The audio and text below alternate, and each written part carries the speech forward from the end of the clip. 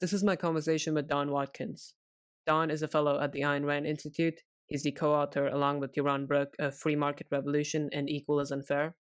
We discuss Ayn Rand's idea of the virtue of selfishness, why sacrificing is not good for the world, the transactional nature of love, epistemology, wealth, and more.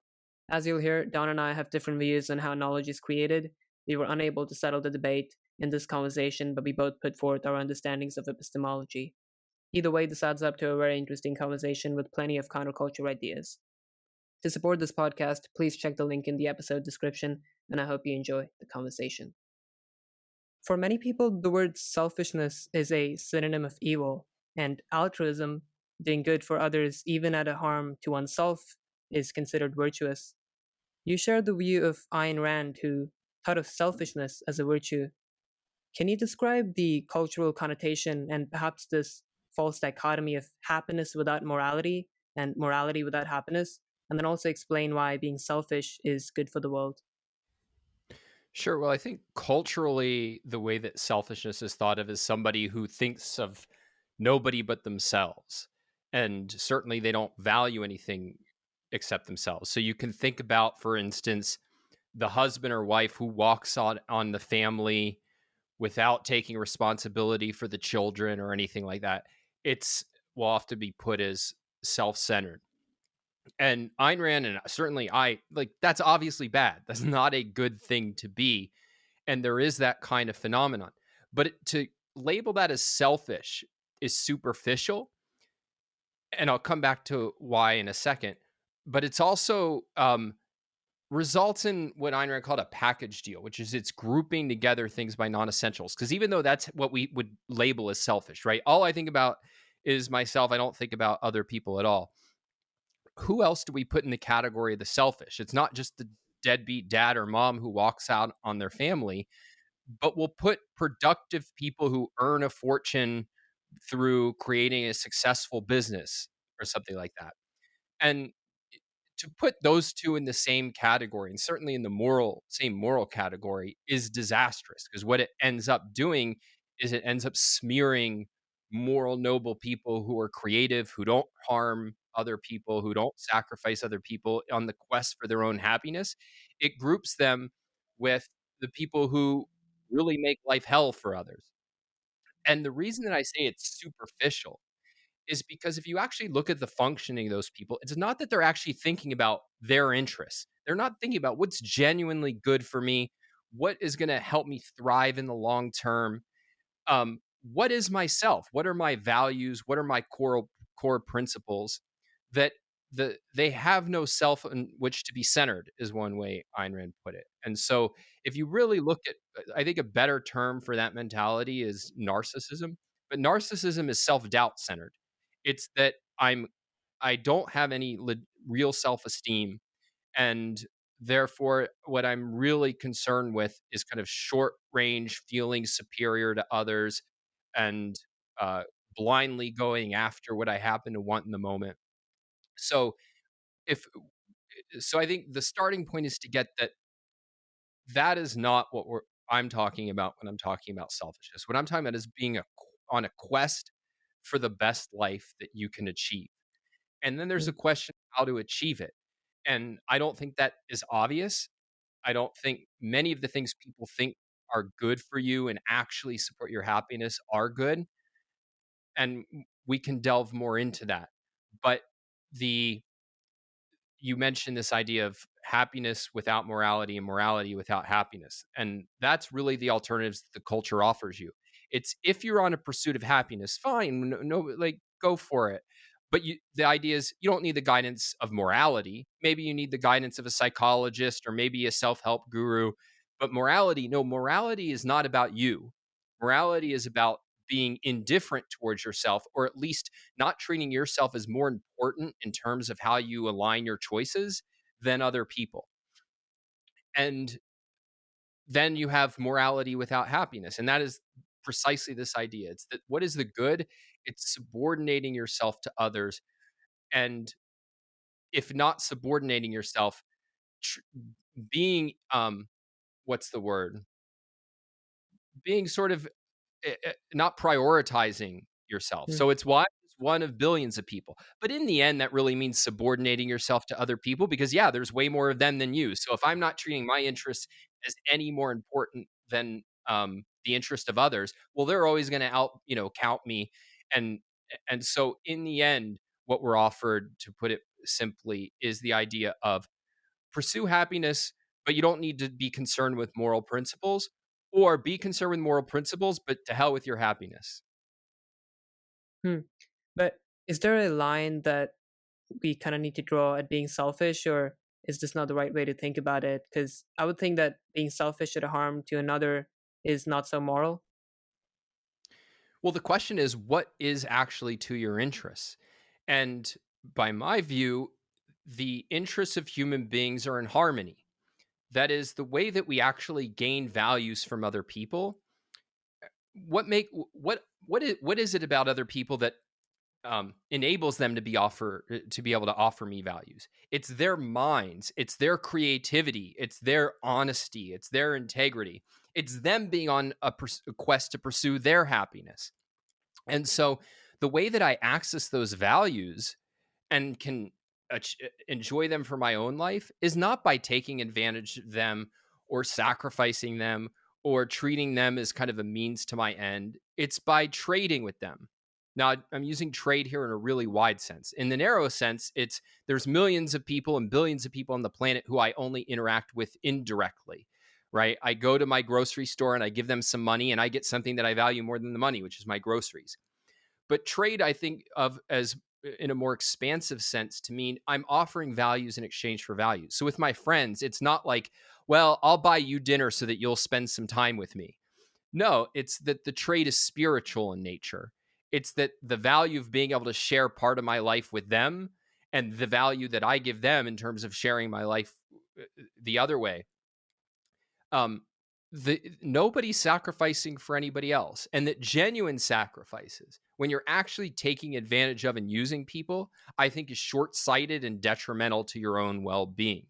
And there's a lot to say about that, but just use some common sense for a second. If you start taking advantage of other people, they're going to use their brains not to find ways to build positive relationships with you, but to say, go the hell away. Or if you are resorting to criminal means, we're going to use our intelligence to put you in jail.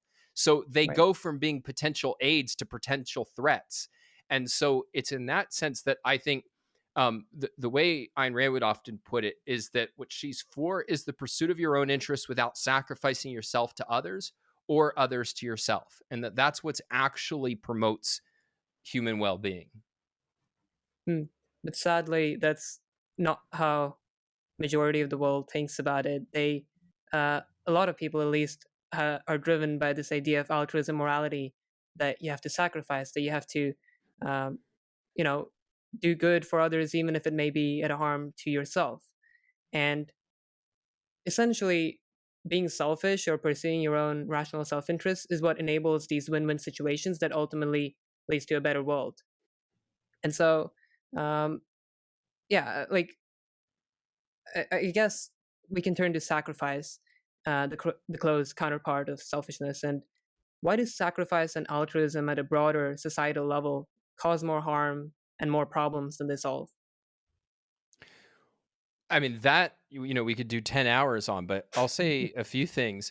The first thing is that um, people might sit back and go, well, it doesn't seem like most of the time people are actually like walking around sacrificing themselves for others. And we'll come back to that. But part of what happens from the altruistic worldview, see, what altruism preaches is not be nice to other people or treat other people well. It says sacrifice yourself to other people. And part of the justification for that is a certain view of what human interests are. It teaches us that it is in our interest to be at each other's throats, to take advantage of other people. And so part of what happens and permeates society is precisely the idea of, well, look, you can either be a sucker and let other people take advantage of you, or you can make them the sucker and you can take advantage of other people. So it's precisely encouraging this war of all against all. And the and so that's one of the detrimental things, is that it's in preaching that we must sacrifice. It's empowering the people who want to rationalize taking advantage and manipulating others. But even setting that to the side for a second, like, why do that? Think about your own relationships with people. I think this is always a helpful, it's way easy to become too academic if you're thinking about ethical issues. But like, think in real life. Do you really want your friends, the people you love and care about, to be surrendering what matters to them, what gives them joy, what gives them satisfaction for you? If I was sick and I needed an operation I couldn't afford, I'm very well might go and ask for help from people. But if somebody said to me, "Well, look, Don, I'm trying to send my kid to school. I would love to help you right now, but like my daughter is my priority." I'm not going to have the view of, no, you should be setting aside what's most important to you for me. And indeed, that I have the right to force you to sacrifice your daughter's well being for mine. I think that's not what a good person, that's not how a good person thinks of other people. And I don't think it's how most of us in personal terms deal with others. Um, and the people who do, it's seen as a really, really ugly thing. I knew a young lady who her father was basically laying on a guilt trip that she wouldn't set aside. She was, I think, graduating college and starting out in her career, that she wasn't setting that aside for an indefinite period to come take care of him given his medical issues. Like, I think anybody who's been a parent, or hell, who's been a child, looks at that and says, there's something really ugly about that, about the idea of you owe me. No, like, I only want what people want to give me. And if they don't want to give me their time, their business, their help, then I don't own them. Their lives don't belong to me, and I don't have a right of 1 second of their time. What I demand from other people is that if we can't reach a mutually advantageous, mutually fulfilling relationship, that we go our separate ways. And that's really, I think, what makes harmonious human relationships possible. We find mutually fulfilling ways to work together. And if we can't, you go your way and I go mine, and that's fine. Yeah, another thing that may sound alarming to some is that love is selfish. Another transaction, as Rand wrote, to be able to say "I love you," you must know how to say the "I" before "love you," and that's again so counterculture when I first read that, and just completely different to what most preach about love as being, this unconditional kind of thing, and you need to be selfless when you're talking about love and are in love, and I just like this again this selfish way of looking at love, and there's slightly a problem with the word selfishness and sacrifice and all that, because when a philosophy like altruism or any other is latent with moralistic language, it gets really hard to error correct, and so it's kind of hard to think in another way of the same word. But yeah, Yeah. And so, um, look, I think in a sense, you can't escape the fact that love is selfish. Like, Ayn Rand would often give this example. Like, could you imagine if your lover says to you, "Oh, you give me no personal joy, but you need me, and therefore I'm here for you." Like, that would be appalling. It, and so, in many ways, the selfish nature of love is like one of the greatest testaments to selfishness. Is you want somebody who gets enormous pleasure from being part of your life.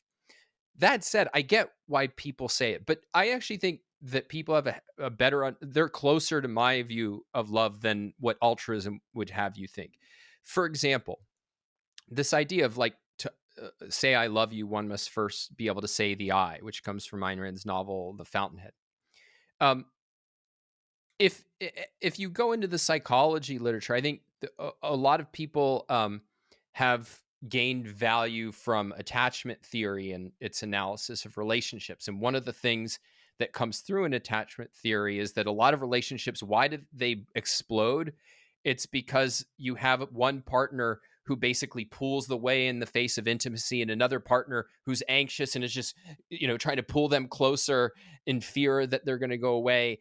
And what both people are missing is that self-confidence and self-esteem that they're not needy and they're not alarmed with the vulnerability that a relationship requires. In other words, healthy self-esteem on both partners' part is the basis for the best kind of relationships, the most solid kinds of romantic relationships you can have. One thing that I do think can be confusing, and I get why people would pull back from this idea of love is selfish. What is a sacrifice? Because if you're in a relationship, it's definitely not that you can just do whatever you want whenever you want to do it, and it's going to be a good relationship, right? Mm. You know, like there's small things from I want to watch this action movie, my partner wants to watch this romantic comedy, and we're going to have to accommodate each other. Maybe sometimes we'll switch off. Maybe we'll just go, well, what's a third option that isn't either of our favorites, but we'd both be invested in? So there's ways that you make accommodations. I don't regard that as a sacrifice. If you're viewing that as a sacrifice, you're viewing things too narrowly. A sacrifice is surrendering what is more important to you for what is less important. The most important thing for me with my girlfriend is a healthy, inspiring, meaningful relationship, right? It's that I'm trying to nourish. And what we watch on any particular night is a detail. And so, yeah, I'm going to accommodate her. She's going to accommodate me because we want to enjoy our time together in the best possible way. A Hmm. genuine sacrifice, what it basically amounts to is one person shutting their mouth, pretending to want what the other partner wants, and then building up grievances and unhappiness over time that then usually explodes in some form and creates all kinds of havoc in the relationship. The most important thing you can do to ensure a good relationship is get really clear on what you want and really good at communicating what you want to your partner. And by the same token, you need a partner who's doing the same so that you guys can reach that mutually beneficial accommodation. But if people are just sitting around sacrificing all the time, it's not doing either partner any good. Yeah, I'm getting to watch more of the TV shows I want, but underneath the surface, what I don't realize is I'm losing the romantic partner that I want. And that's a tragedy. Yeah. And now let's think about people who value certain things more than perhaps literally their self. We often hear that, patriotic soldiers, they sacrifice a lot. And essentially, they are willing to die for the nation. But are soldiers selfless, sacrificial, or are they just choosing to act in accordance with their values? Well, soldiers are human beings, and so they do what they do for all sorts of reasons. And I think some of them are actually sacrificing for the nations that they serve in a way that I wouldn't approve of. I think many times what they're really doing is they're fighting. They can be fighting for principles that they care about. I'm unwilling to live as a slave, and therefore I'm fighting for my freedom and the freedom of the people that I care about. I don't regard that as a sacrifice. It's not a sacrifice to courageously defend your values. Indeed, I think it's a requirement of integrity. It's a requirement of living a good life. I think there's cases that are more mixed. If you talk to soldiers, I was not in the military. My dad was a Navy pilot. I've spent a lot of time with military people. The most common answer that you get is something along, I'm fighting for the men beside me. And today you might amend that to the men and the women beside me. And I think that sometimes can be sacrificial. Sometimes, and most of the time, I think it's not sacrificial. It's partly what you recognize is all of us are going to win or lose, live or die together. And so I've got your back, you've got mine. And I regard that like that can be completely and utterly selfish. It's I care about these people, I value them, and I'm going to fight for them. So I think there's all kinds of motives. What we can say is that one need not be sacrificial in order to be a good soldier. Hmm. So I'm reading the Fountainhead currently, and there's a part where Howard Rourke, the protagonist, gets a commission for the Manhattan Bank Company, and let's just say that he needs this commission, and the bank is happy to give it to him, but they just need a slight alteration in the plan Howard had proposed, and so Howard tries explaining to the board that the change they're suggesting is not a good idea, but the board needs that change to happen. So Howard says he can't do it. He won't take the commission. Then I think it was the agent, some Weidler, who says to Rourke that this is sheer insanity. I want you. We want your building. You need the commission. You have to be quite so fanatical and selfless about it. And then Rourke says, "What? That was the most selfish thing you've ever seen a man do." And when I read that, I had my mind blown for a minute because, again, selfish here it just means so different to the common language, the common word usage of it, or maybe it's different from for other people. Like you and I might be using the word selfish now in another way as the other people commonly, but that's a yeah. Like, could you perhaps explain that a little, the whole story, shortly? Yeah, well, so I mean, I think you gave a lot of the context. The thing that I'll stress that I don't think you stress is Rourke is an innovator. He has a vision of what architecture should be, of what great buildings are. And the core of what he thinks a great building is it's integrated. It has integrity. It has a central idea that determines every element of it. it.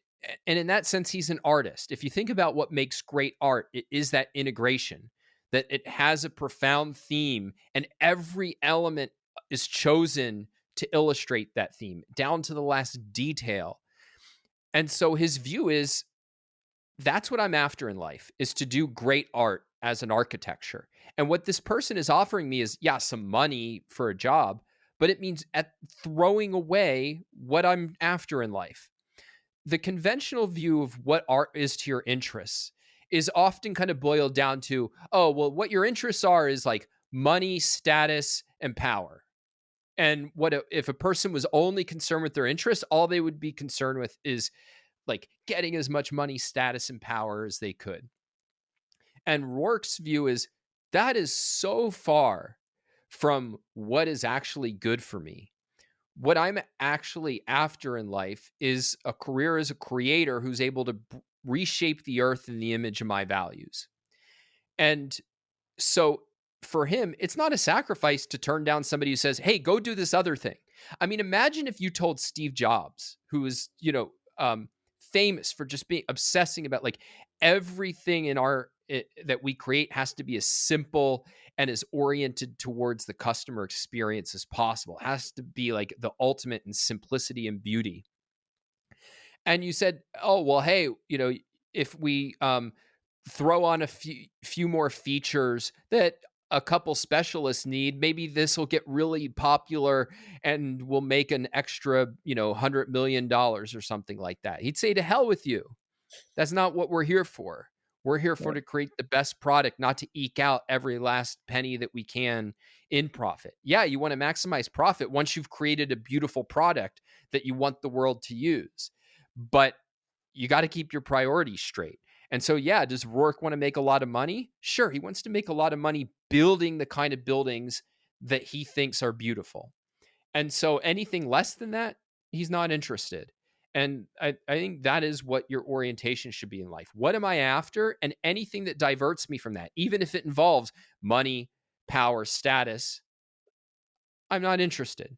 There's nothing in it for me. Yeah, that's powerful. I guess this is a question more about communication and expression of ideas, but you've written a book called Equal is Unfair, and your book titled Effective Egoism is going to come out soon. How do you so well marry ideas that generally have a negative connotation tied to them with ideas that have a more positive connotation tied to them, just like in terms of writing style? Well, one thing you can say is, what is the purpose of a title? So, a lot of what I do is coach people on communication skills. And a title, we live in a world which is amazing because never has there been more knowledge, or at least potential knowledge, information at our fingertips. That creates a problem, though, if you're a content creator, as you probably have thought a lot about yourself, which is, how do I cut through the noise and gain people's attention? And when you're talking about a content product like a book, the number one thing that is going to like basically um, the first way that people are encounter you will often be the title of the book, or the title of the piece of music, or the title of the podcast, or something like that. And so you want to think a lot about what's going to get attention. Now, I don't ever think you should sacrifice the um, accuracy for attention, right? Like, I don't think people who are will say or do anything for attention. Like, I'm not interested in being that kind of person. But it's similar to Rourke. It's once you're creating a beautiful building, yeah, try to maximize profit, but you don't put profit first. And I Yeah. think it's the same thing with attention. I have a message that I want to convey, and therefore I want to convey it in the most interesting, attention grabbing way possible. And so what I'm thinking about is I'm writing a book on inequality. And I think what the unique take of the book is that should really grab people and be interesting to them is equality is often seen as, well, this is what it would mean to care about justice. And then what conservatives traditionally would do is come back and say, oh, no, but we also have to care about prosperity. So it's prosperity versus justice.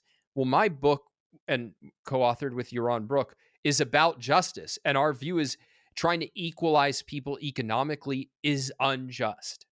There's other forms of equality that are just, when you're treated equally before the law, regardless of the color of your skin or your religion or something that. Like, that is a way of being just. But when you're talking about, we're going to penalize people who are more successful because they're more successful, and we're going to give unearned rewards to people who've been unsuccessful, even if it's their own damn fault, that is inherently unjust. It's treating people the same when their choices are radically different. So, how do I boil that down into something that conveys my viewpoint in a way that's going to be gripping and intriguing? Equal is unfair. Most people's reaction should be, huh? Tell me more. Right. Effective egoism is the same thing. I'm trying to present a positive view of egoism. And, we live at a time when the effective altruism movement is very popular and, or at least let's call it, has a wide audience. And part of what the book is doing is challenging their whole approach to ethics. And so this is a completely unconventional idea. Now, I should say, for me, this is pretty easy in the sense of many of my ideas are unconventional. It's harder if you're saying the same, like if what you're trying to do is be a fitness coach and what you're telling people is, lift 3 to 5 times a week, keep your calories at the right, like, okay, it's a little bit hard. You have to probably take a different approach to your titles. And there's nothing wrong with having conventional advice if you can deliver it well. But given what I'm doing is offering unconventional advice, that's just kind of one of my go-to ways of titling things. Hmm. What do you think objectivism is not so popular as the other philosophies, like, effective altruism and what have you? Um,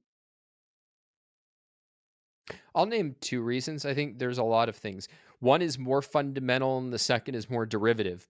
But um, the the first one kind of takes objectivists off the hook of being responsible for the problem. The second one is me taking responsibility for the problem. So I say the a major fundamental reason is that it's challenging the basic ideas that have dominated the world for 2000 plus years. And if you're challenging people at the deepest levels, so this is not just like vote a little bit differently, um, that think a little bit differently about morality and about philosophy. It's saying at the deep level, the level in which you've oriented yourself in life and based your self-esteem, most of what you think, or at least much of what you think, is really, really wrong. That's a hard sell. It's particularly a hard sell in a world where many people, though not the majority, are incredibly prosperous. Whatever our problems, we live better lives today than anybody in history. And now, if you, in that context, if you tell people you should rethink the entire philosophy that you've been brought up in, hmm. at even if it means like leaving your church, losing friends, getting disapproval from your parents, that's a very hard sell. But the second thing I'll say is we've been really bad at selling it. Not everybody. I mean, Ayn Rand was pretty good. I mean, she became incredibly famous and successful. But you need more people to be doing things at that level of success in order to build an enduring, wide-ranging, influential, impactful movement. And I think that we have, by and large, not been as effective as we could have been as communicators. And that's a lot of what I do, is trying to remedy that. So a lot of what I do day to day is working with other people who share Ayn Rand's philosophy, who want to be intellectuals and creators, and helping them build successful, influential careers. And it's in recognition of the fact of we just haven't been good enough, and that needs to change.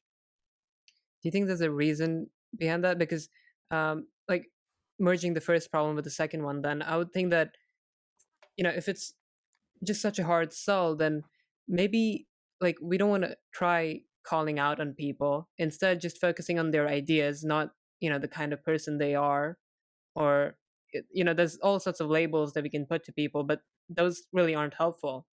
If we can, propose the explanation, a good explanation that we have, and all of Ayn Rand's this theories, then maybe just letting that clash with their worldview, instead of, them having letting them have a notion that, this is gonna, um, like, your thinking is messed up, and like all that kind of stuff, but letting the ideas, these ideas and their ideas clash in their minds, instead of, um, perhaps name calling or something like that. Have you thought about that? I don't think that's the right level of analysis. Um, in part, it can definitely be true that if you run around just saying you guys are all irrational and I have the truth, nobody's interested in that kind of person. On the other hand, I'd say the most influential, impactful, objectivist intellectual today is Alex Epstein, who wrote Fossil Future: The Moral Case for Fossil Fuels. He's trying to change the way people think about energy and environmental issues. And part of what he has to do and has done in order to be successful is you have to point out there's people with an anti-human philosophy who are controlling and shaping how we're all taught to think about energy and environmental issues. And so you can't avoid labeling in that sense. But it's not just an empty insult. Part of what that does is it helps the general person who doesn't want to be anti-human clarify, oh my God, what these people are trying to sell me as being creating a healthier planet for human beings is actually poison for human beings. Mm. And so there is a place for labeling bad things as bad and evil things as evil. But I would say at minimum, what you have to keep in mind is it has to be objective. So part of why nobody likes the dude who goes around and says, you guys are all irrational and I'm on the side of reason and freedom and so on, is that's all arbitrary from the perspective of the listener. It's like, you've given me no reason to think that you're right about anything. And so if you just walked around saying environmentalists are anti-human, which is what Alex doesn't do. He explains at great length why what they're preaching is anti-human in its essence. You need to justify it. Like, my view is that if you're dealing in the realm of ideas, everything you say has to be justified. And so the real issue is, can you make objective why you think something's good or bad or rational or irrational? And so whether or not your focus is on like labeling some people or some group or some ideology, I think those are all secondary considerations, and it really depends on the context. Right. You mentioned justified, and this leads me into epistemology, something else I wanted to discuss with you. So, knowing how knowledge is created helps us to create it better. And if you have a good theory of knowledge, you can more easily filter out a lot of bad explanations by simply pointing out their epistemic fundamental flaws. And can you briefly but sufficiently describe Ayn Rand's objectivist theory of epistemology? Well, at the highest level, she's an advocate of reason. And reason for her is a faculty or capability that starts with sense perception and then allows us to abstract and go beyond sense perception. So we perceive this ball and that ball and that ball, and we form the concept of ball that allows us to gain knowledge about all balls everywhere and any time in history. And so it's what reason is the power to go from observation to beyond observation. And so her whole epistemology then is really about how do we do that, and when can we how do we go wrong when we think we're doing that, and how do we make sure that we're going right. So there's a lot more to say about how that works, but in essence it's all about we have this power to go beyond observation. How do we tie our abstract knowledge to reality to know that we haven't gone wrong in that process? Because we can go wrong in all sorts of ways, right? We can form generalizations that are over generalizations. We can group together things. I mentioned selfishness. If you're grouping together, say, a Bernie Madoff who takes advantage and defrauds people with the Howard Roark or Steve Jobs, who are creators who create abundance, the package dealing. There's all sorts of mistakes that we can make when we're at the conceptual abstract level. And what epistemology is really doing is saying, when have you made a mistake, and when are you entitled to say, no, I am right. I have the right to regard this as knowledge. And I think many of her most important achievements, Ayn Rand's achievements, are in epistemology.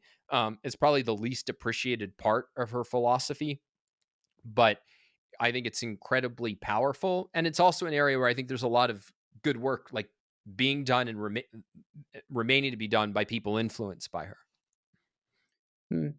Let me try and challenge that epistemology, because I think it's flawed. And there's a lot of good stuff one can gain from Ayn Rand's philosophy, but I don't think we need to reject her philosophy entirely if we are to reject part of it. So the virtue of selfishness, capitalism, individualism, this is great stuff, and you can pick from it. But when it comes to epistemology, I don't think it's right. So allow me to challenge that objectivist epistemology. So you mentioned perceiving from the senses and gaining knowledge. Observation is not a source of knowledge. You cannot observe the quote unquote facts of reality. Repeated observation is not going to get you one jot closer to the truth. The purpose of observation is only to test our theories. It's almost like appealing to the supernatural when you say that one can observe the facts of reality, because how's that concept formation happening from the observation?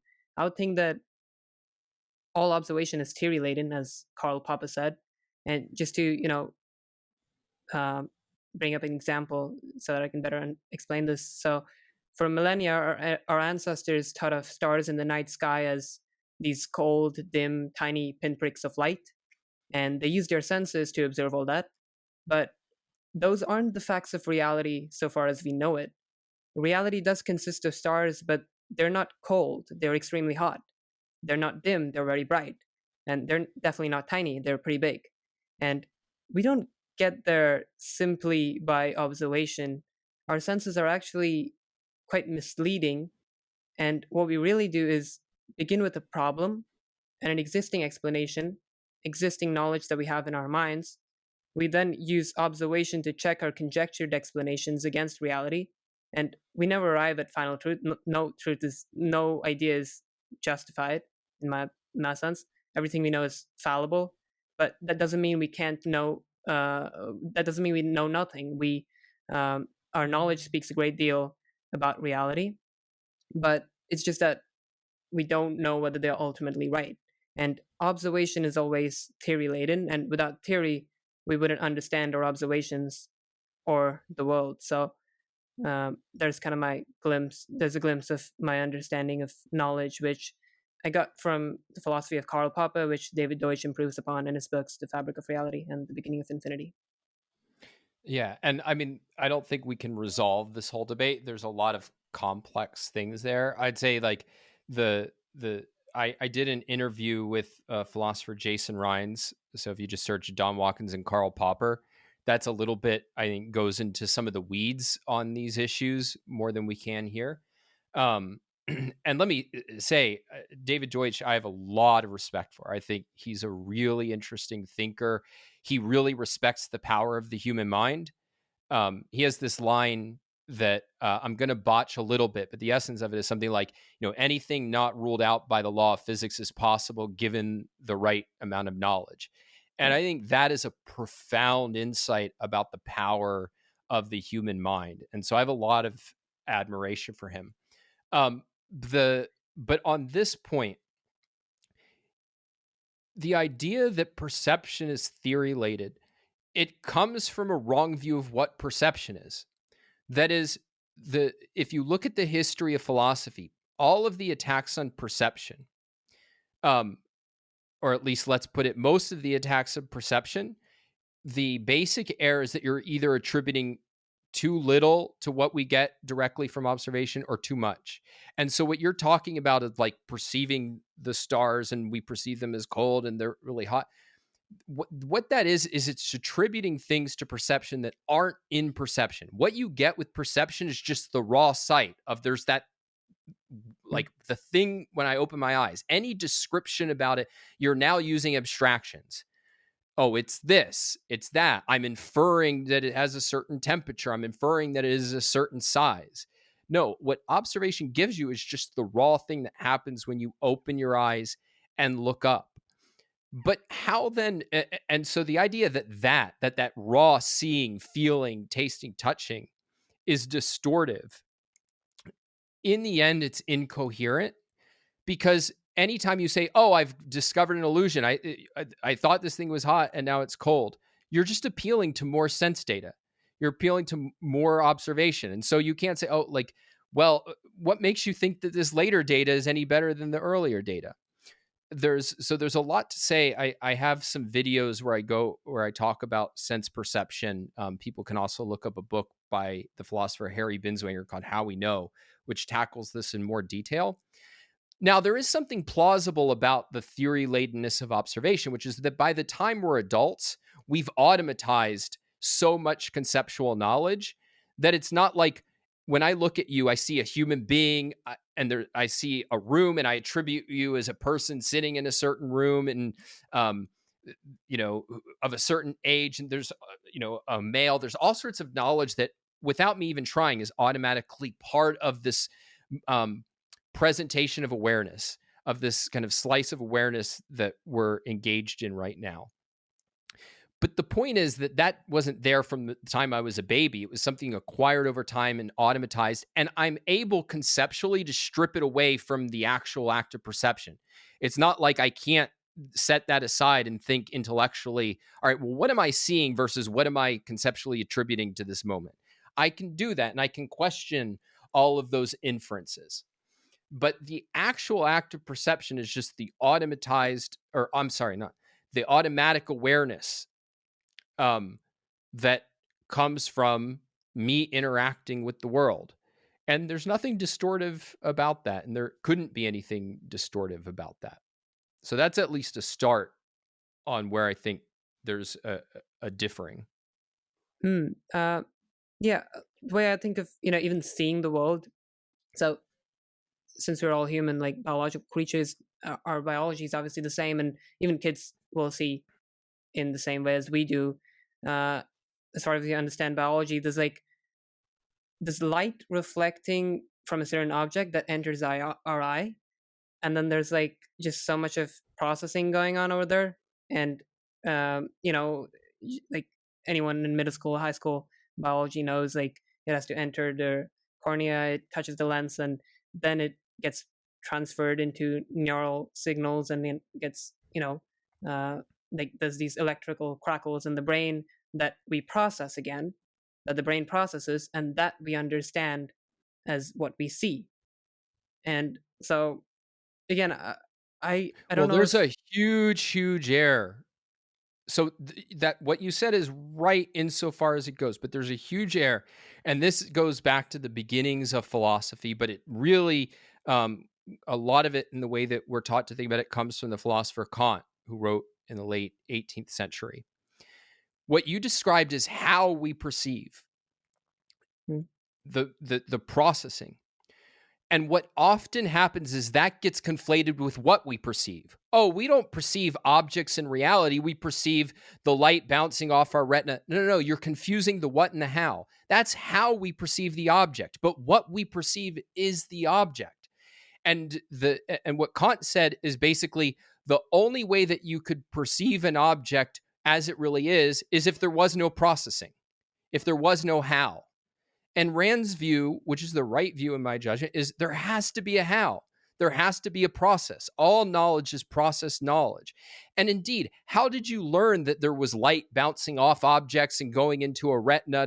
It's because you can perceive objects. You could never have gotten to that if all you were perceiving was a process that's disconnected from the world.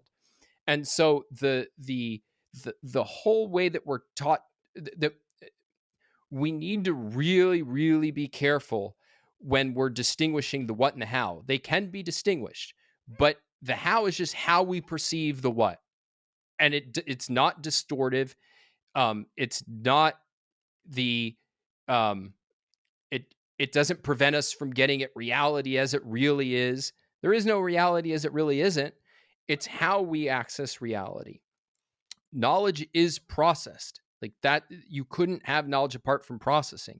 Indeed, the whole incoherence of religion is, God has kind of unprocessed knowledge, and then we're lame because we actually have to have some means of knowledge.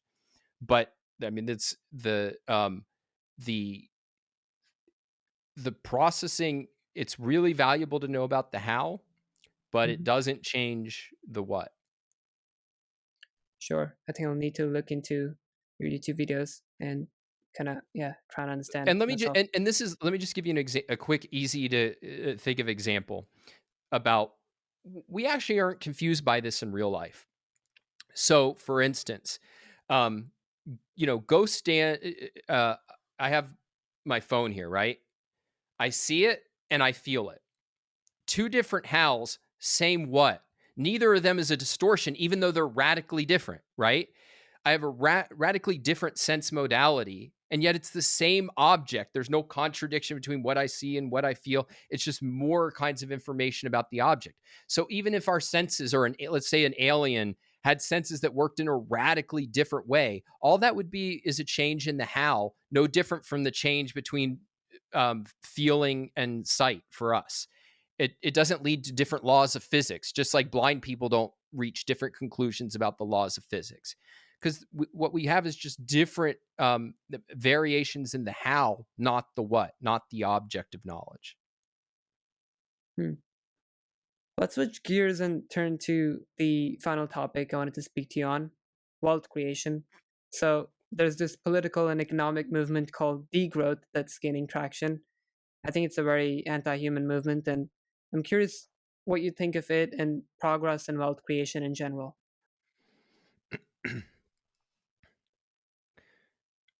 You mentioned before, which maybe should be a non-controversial point. We're biological creatures, right? We're living organisms. And as living organisms, we have survival needs. And part of our survival needs are physical things that we need in order to survive. We need material resources. We can't survive without material resources. And wealth is the material resources that human beings need to survive. Wealth is things that we've used our mind to transform for the betterment of human life. And that is our means of survival. If you think about like most other animals, they kind of poke around their environment for ready-made values to consume, right? Like I have a cat, and if I set aside, the fact that I have to like slavishly feed them every day, if they were out, went outside in the wild, they have to look around for mice, and there's no mice to be found, birds. And if there's no birds to be found, it's going to be a bad week for the cat. What the cat can't do is gather up a whole bunch of mice, breed them, and create a little mouse farm where now that my cat Alfie can just have manufacture tiny little victims. Human beings have this transformational power. We can gather up the things in reality and rearrange them. This is a part of Deutsch's insight, right? Is we have this massive power to use knowledge to make the world so much more hospitable to human life, because the world absent our activity, our thought and action is completely inhospitable. Like, basically, what you could think about the universe as just this perfectly designed thing that's trying to kill you. And that our intelligence, though, gives us this magnificent power to rearrange it for the betterment of human life. And that is wealth creation. And what the degrowth movement really is it is saying that um, human beings shouldn't do that. Everything else is natural. So when Alfie goes and kills mice in order for his betterment, that's natural. That's okay. But whenever we use our means of survival to thrive, that's unnatural and therefore evil. And so it is, in its essence, an anti-human movement.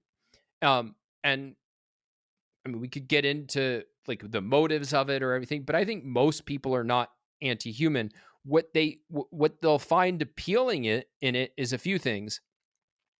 One is that they think that what wealth production does is it takes this plentiful universe that would be so hospitable if only we didn't overconsume. If only we, lived very humble, quiet lives, we'd have all that we needed. But that's BS. I mean, you have to know almost nothing about human history to realize that there is no living in harmony with nature. There's only dying in harmony with nature. Human beings have to manipulate the world around them and manipulate our environments in order to survive. And certainly if we're thinking about human survival as human flourishing, which is making ourselves in the best position to survive, you need radical transformation. But that transformation does not consist of basically taking plentiful resources and just gobbling them up. It's creating resources through the human mind and making the planet more livable. And yeah, that means building factories, building roads and everything, but it also means preserving the best parts of nature. It means putting ourselves in the best relationship with our environment as possible from the perspective of human life. And that's something that we've gotten better and better at doing. The reality is that we have never had a better environment for human beings, one where we're more able to conquer disease, to ensure that we have plentiful food, to ensure that we can go out and enjoy nature. Do you think people 300 years ago were walking around going, oh, I love all this nature? No, you're trying not to starve to death or be killed by malaria or whatnot. And so I think it's a pernicious movement that doesn't value human life. And the only way that it gets across is by portraying the other side in a way that is just flat out wrong, which is that it's environmentally destructive. No, we're environmental improvers, but we should improve it. But improvement requires impact. It requires transforming the world, not leaving it in an untouched state. And what they do is they want to prioritize untouched nature or wilderness above human well-being. Yeah, as Jacob Bronowski said in The Ascent of Man, we're not humans. We're not like a figure in the landscape. We're a shaper of the landscape. And the reason the environment is so hospitable right now is because we made it so. Essentially, if there is a Mother Nature, she's quite a bitch. And she's been, trying to, like, there's all sorts of dangers that are coming from her. And we, with our technology, are able to improve upon nature, improve upon the environment, and better able to help create a flourishing environment for ourselves and other animals as well. Like, we do care about biodiversity, and like, we may be the only animals that care about other animals in sort of a rational way. And that I think is, pretty cool about humans. That's why I think the right way to hold it is I want the best relationship with my environment as possible, because that means different things. Like, I there's animals that I love and they're my pets. There's animals that I wouldn't keep as pets, but like I am fascinated by bears. I think they're amazing, but they can also be threats. So I don't want them traipsing around in my backyard and eating my children, right? So, and then there's things that are outright pests and threats to human well-being, like mosquitoes, in which case my view is like you eradicate them. So that it's not that you are like to hell with nature or untouched nature is God. It's that you have to think about what's the right relationship to have with all these things and pursue it accordingly from a pro-human orientation. Do you think there's a necessary role that government functions in society? Or, yeah, what are your thoughts on anarcho capitalism? Oh, well, yeah,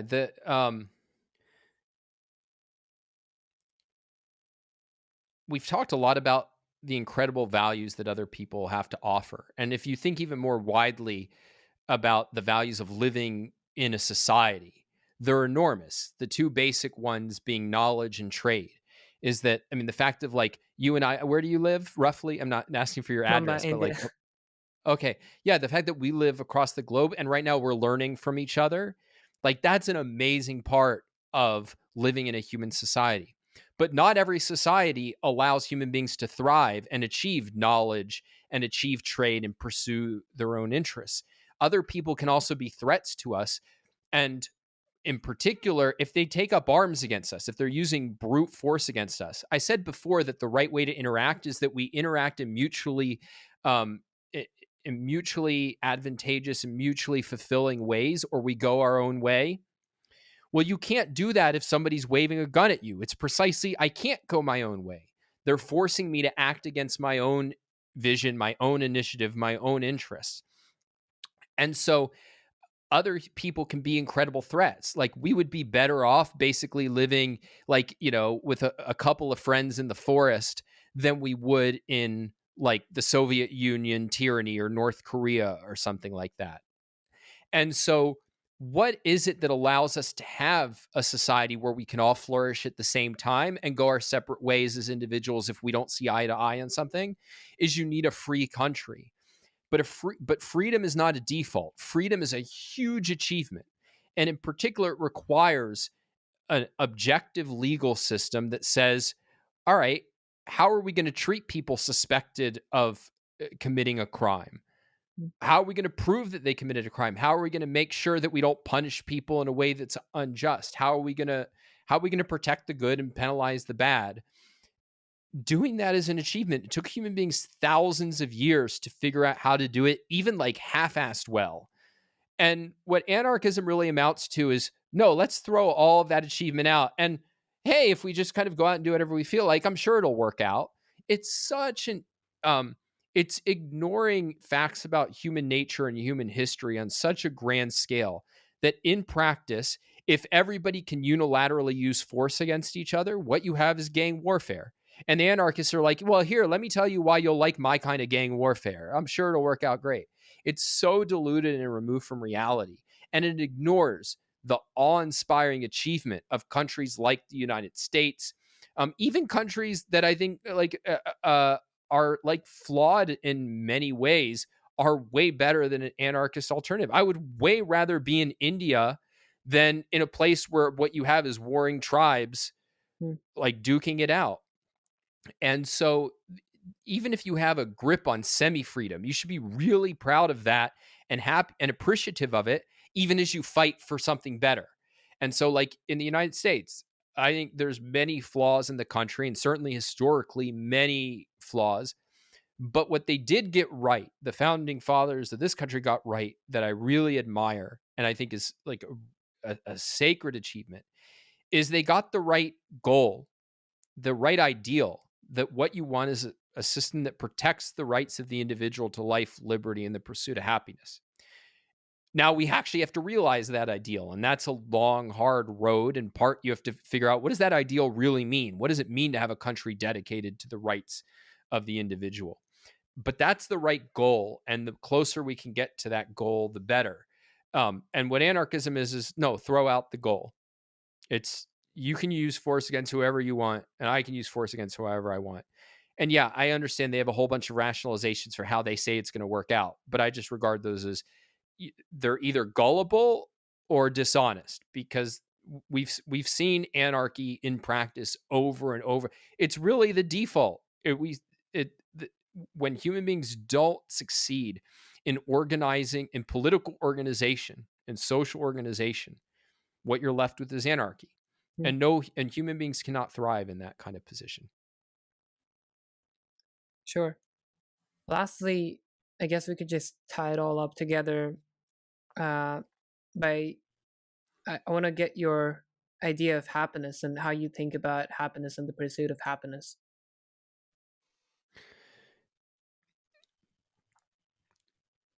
I think happiness is the noblest thing we can aspire to and achieve.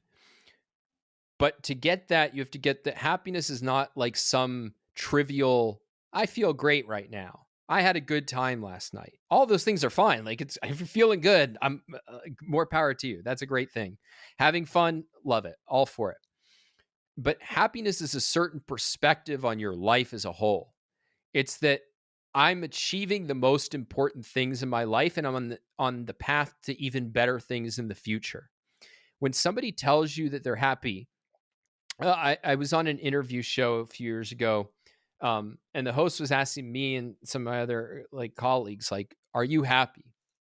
And it's a good question, but it's also a really personal question because in the end, when you tell somebody whether you're happy or not, if you're being honest, it's a verdict on the most personal issues in your life, on your sex life, on your psychology, on your self-esteem, the state of your friendships, like your health. Like you're saying a lot. But as the goal we should be going for happiness, meaning that my I'm in the best possible existential and spiritual state in life. I feel confident. I feel purposeful. I feel excited about what I am looking forward to in life. And I'm getting lots of pleasure from my life. Like that is the best, highest state that we can aspire to. But to get there, you can't do it by the seat of your pants. It really requires reflecting on what goals should I be after in life and what kind of moral principles are required to achieve those values. I think that if you really want happiness, morality and thinking in moral terms is the only way to get there. That's the whole goal of my book, Effective Egoism, is going to be what really is happiness? What are the values that are required to achieve it? And what are the principles and virtues that are required to get those values? But if you get there, there's no better state that a human being can have. And there's no bigger tragedy than people who go through life without being as happy as they could be. Well, Don, I want to thank you for your time. How can people um, get a hold of your stuff? How can they reach out to you?